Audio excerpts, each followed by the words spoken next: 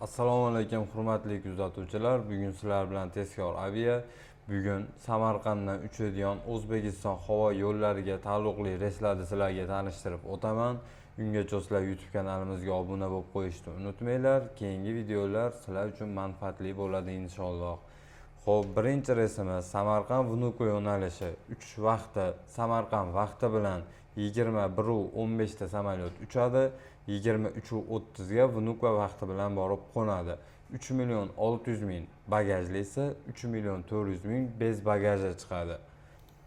Undan keyingisi Samarqand Kazan yo'nalishi 3 vaqtda 15:40 da Samarqand vaqti bilan samolyot uchadi. 17:10 ga Kazan vaqti bilan borib qo'nadi. 3.700.000 bagajli esa 3.500.000 bez bagaji chiqadi. Xo'p, Samarqand Istanbul yo'nalishi 3 vaqtda 8:55 da Samarqand vaqti bilan samolyot uchadi. 11:55 ga Istanbul vaqti bilan borib qo'nadi. Bagajli vazvaratli tarifi 3.300.000 so'm chiqadi. Bagajli bez vazvarat tarifi 2.900.000 so'm chiqadi. Xo'p, undan keyingisi Samarqand Peter yo'nalishi 3 vaqtda 8:20 da Samarqand vaqti bilan samolyot uchadi. 11:30 ga Peter vaqti bilan borib qo'nadi.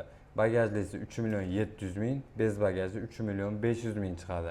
Bizning manzilimiz Farg'ona shahar Tojmahal gastnitsaning ro'parasida. Ekranda nomerlarga aloqaga chiqaverasizlar. WhatsApp, Telegram postoyanno ishlab turadi. Agar masofamiz uzoq bo'lsa, через WhatsApp, через Telegram orqali pasport kopiyalarini jo'natsalaring, biletlarni elektronik qilib chiqazib beraveramiz.